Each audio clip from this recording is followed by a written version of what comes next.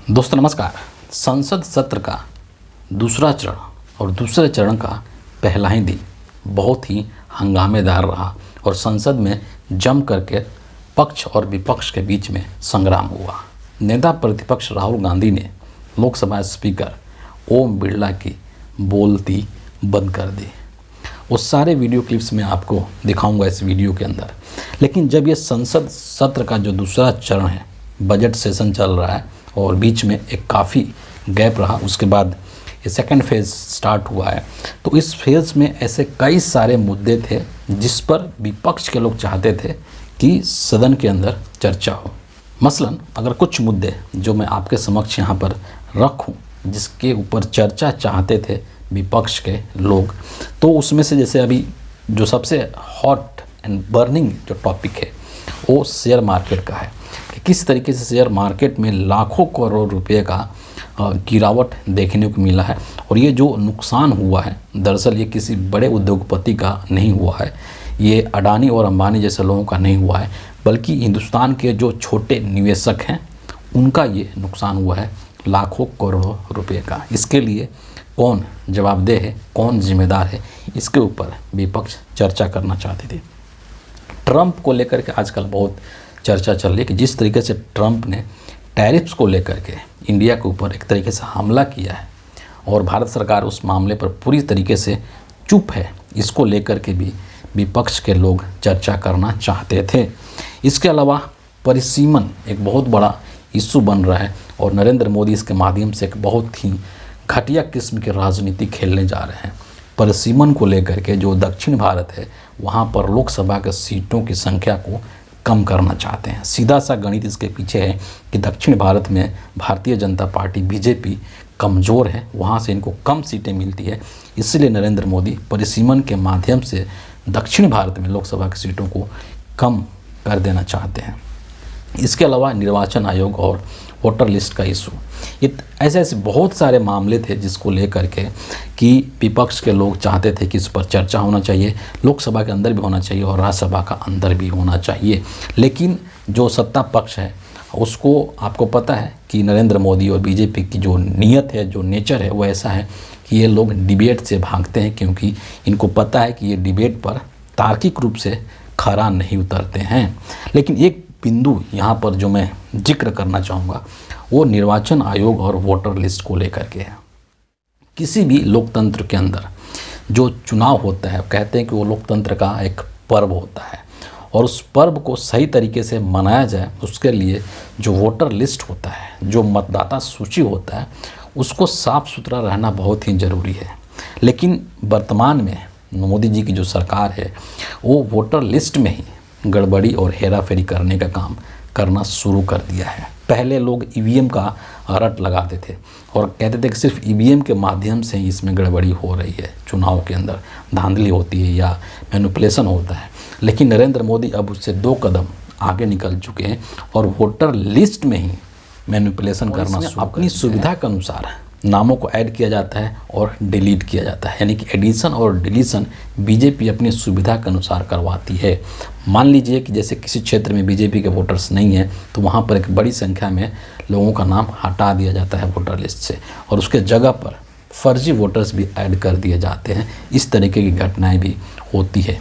और फिलहाल में हिंदुस्तान के अलग अलग राज्यों से वोटर लिस्ट में हेरा फेरी को लेकर के तमाम तरीके के रिपोर्ट्स निकल कर के आई हैं, न्यूज़ निकल कर के आए हैं, सोशल मीडिया पर कई तरीके के प्रूफ प्रमाण भी दिखाए गए हैं हिंदुस्तान के राजनीतिक दलों के द्वारा, चाहे वो महाराष्ट्र का चुनाव हो, चाहे हरियाणा का चुनाव हो या फिर अभी लेटेस्ट जो दिल्ली विधानसभा का चुनाव हुआ है। इन सभी के अंदर ये चीज़ देखने को मिला है कि वोटर लिस्ट में हेरा फेरी की गई है और फर्जी मतदाता भी उसमें जोड़े गए हैं जो कि बीजेपी के अनुकूल है।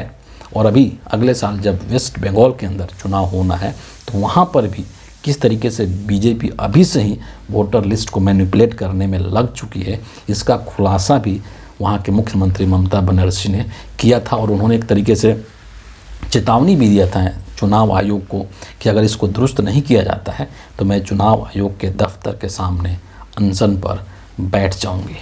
हिंदुस्तान के इस दौर में, जिसको कि नरेंद्र मोदी अमृत काल बोलते हैं और पता नहीं क्या क्या बोलते हैं, इस दौर में जो पूरी चुनावी प्रक्रिया है उसमें पारदर्शिता का अभाव है और जो विश्वास है, खास करके जो वोटर्स का विश्वास है इस पूरी चुनावी प्रक्रिया से, वो विश्वास धीरे धीरे कम हो रहा है और चुनाव आयोग की जो कार्य प्रणाली है उसके ऊपर सवालिया निशान लगाए जा रहे हैं।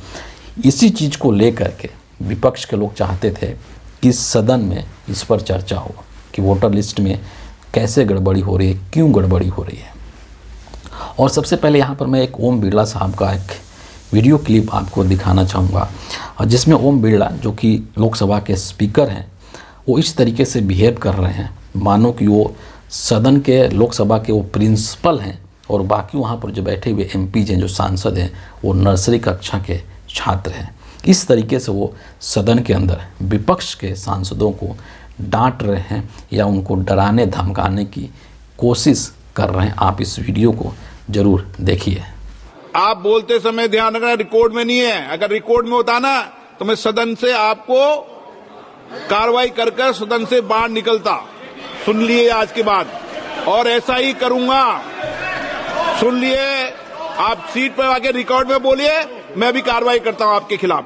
बोलो, सीट पे जाके रिकॉर्ड में बोलो, अभी कार्रवाई करता हूं। और इसके बाद नेता जो विपक्ष हैं राहुल गांधी, वो बोलने के लिए उठे और वहाँ पर उन्होंने ओम बिरला साहब को एक तरीके से तार्किक तरीके से चुप करा दिया। मैं वो क्लिप भी दिखाऊंगा राहुल गांधी जी का, लेकिन उसके पहले जो एक राहुल गांधी ने ट्वीट भी किया है अपने ट्विटर हैंडल से, उसको मैं यहाँ पर एक बार पढ़ करके आपको दिखाना चाहूँगा और फिर इस पर मैं कुछ और बातें अभी कहने वाला हूँ, उसको भी आप लोग ज़रूर सुनिएगा। अपने ट्वीट में राहुल गांधी कह रहे हैं कि पूरा विपक्ष संसद में वोटर लिस्ट पर विस्तृत चर्चा की मांग कर रहा है। महाराष्ट्र की वोटर लिस्ट में गड़बड़ियों को लेकर के मेरी प्रेस कॉन्फ्रेंस को 1 महीने से अधिक हो गया, मगर पारदर्शिता को लेकर के चुनाव आयोग से हमने जो मांगे की थी वो अब तक पूरी नहीं की गई है। सवाल आज भी वैसे ही बने हुए हैं। अब वोटर लिस्ट में डुप्लीकेट नामों के नए सबूत सामने आए हैं, जिससे और भी नए और गंभीर सवाल खड़े हो रहे हैं। लोकतंत्र और संविधान के मूल्यों की रक्षा के लिए यह चर्चा बेहद जरूरी है। स्पीकर सर, आपने सही बात बोली कि वोटर लिस्ट क्या सरकार बनाती है। मैंने नहीं बोला, नहीं, आपने बोला क्या, और आपने सही बोला कि सरकार वोटर लिस्ट नहीं बनाती है। मगर पूरे देश में वोटर लिस्ट पर सवाल उठ रहे हैं, हर स्टेट में, हर ऑपोजिशन के स्टेट में, और महाराष्ट्र में black and white voter list पे सवाल उठे हैं। तो पूरा ऑपोजिशन मिलकर सिर्फ ये बोलने दीजिए, पूरा ऑपोजिशन सिर्फ मिलकर ये कह रहा है कि वोटर लिस्ट पे यहां पे एक डिस्कशन हो जाए। ओके, आप बनाते नहीं हो, इसको हम एक्सेप्ट कर रहे हैं, आप डिस्कशन। यहाँ पर जो ओम बिरला साहब हैं, उनका एक कहना था, उनका एक तर्क था कि वोटर लिस्ट बनाने का काम सरकार का नहीं है। इसको राहुल गांधी अग्री कर रहे हैं, ठीक है, कि ठीक है वोटर लिस्ट बनाने का काम सरकार का नहीं है, लेकिन ये अंशतः सही है, ये पार्शियल ट्रू है। दरअसल वोटर लिस्ट बनाने का काम सरकार के लोग ही करते हैं। वोटर लिस्ट बनाने के लिए मंगल ग्रह से तो कोई आता नहीं है, तो सरकारी कर्मचारी ही, सरकार के लोग ही, सरकार के अधिकारी ही, चुनाव आयोग है सरकार का ही संस्था है, वही वोटर लिस्ट बनाते हैं और वही लोग सरकार के दबाव में आकर के काम करते हैं। तो ये पार्शली ट्रू है कहना ओम बिरला का कि वोटर लिस्ट बनाने का काम सरकार का नहीं है। सरकार का ही काम है, सरकार के लोग ही वोटर लिस्ट को बनाते हैं और सरकार के इच्छा के अनुसार ही वोटर लिस्ट बनाया जा रहा है चुनाव आयोग के द्वारा।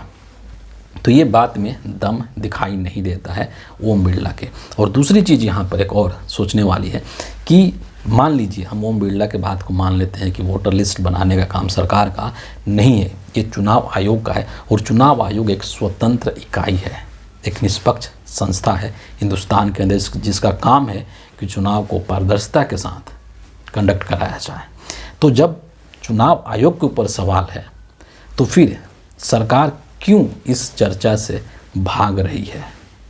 और दूसरी चीज़, बतौर लोकसभा स्पीकर ओम बिरला की अगर बात करें तो ओम बिरला यहाँ पर लोकसभा के अंदर क्यों जो है एक पार्टी के प्रवक्ता के रूप में पेश हो रहे हैं।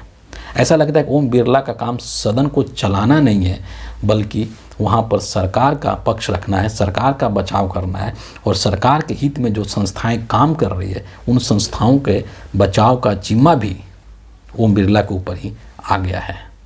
तो ये जो पूरा मसला है वोटर लिस्ट में मैनिपुलेशन का, गड़बड़ी का, ये एक बहुत बड़ा मसला है और इसको आप हल्के में नहीं ले सकते हैं, क्योंकि पूरी की पूरी जो चुनावी प्रक्रिया है उसको दूषित कर दिया गया है इसके माध्यम से। और अगर ऐसा ही होता रहा तो फिर इस देश में चुनाव कराने का कोई मतलब ही नहीं रह जाएगा कि अगर हम अपनी मर्जी से ही वोटर लिस्ट बनाएंगे, अपनी मर्जी से ही वोट डलवा देंगे, तो फिर काहे का चुनाव कराना। तो इस तरीके से वोटर लिस्ट को लेकर के इसमें जो गड़बड़ी हो रही है उसको लेकर के जो सत्ता पक्ष है, नरेंद्र मोदी की जो सरकार है, वो पूरी तरीके से बैकफुट पर है, फंस चुकी है, और इसीलिए ये लोग चर्चा से भागने की कोशिश कर रहे हैं। लेकिन हमें ध्यान रखना है कि इस पर ज़रूर चर्चा होना चाहिए। इससे क्या मैसेज निकल करके आता है? इससे यही मैसेज निकल करके आता है कि यहाँ पूरी की पूरी दाल जो है वो काली है।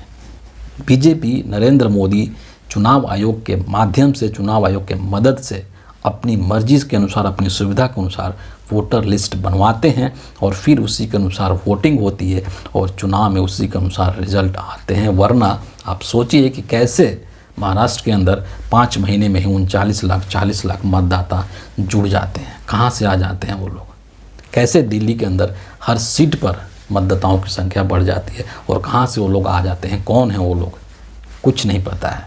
तो एक बहुत बड़ा ये एक षड्यंत्र है हिंदुस्तान के लोकतंत्र के साथ, और इसका खुलासा ज़रूर होना चाहिए ताकि जो पूरी की पूरी लोकतांत्रिक प्रक्रिया है वो पारदर्शी बनी रहे और इसमें मतदाताओं का भरोसा और विश्वास बना रह सके। इसके लिए ये बहुत ज़रूरी है कि इस पूरे मामले का खुलासा हो। आप इस चीज़ को लेकर के क्या सोचते हैं? अपनी राय ज़रूर कमेंट में लिखिए, और अगर वीडियो आपको इन्फॉर्मेटिव लगता हो, अच्छा लगता हो, तो इसको ज़रूर लाइक कर दीजिए, शेयर कर दीजिए और चैनल को सब्सक्राइब करके बेल आइकॉन प्रेस कर दीजिए। अगले वीडियो में आपसे फिर मुलाकात होगी। तब तक के लिए बहुत बहुत धन्यवाद।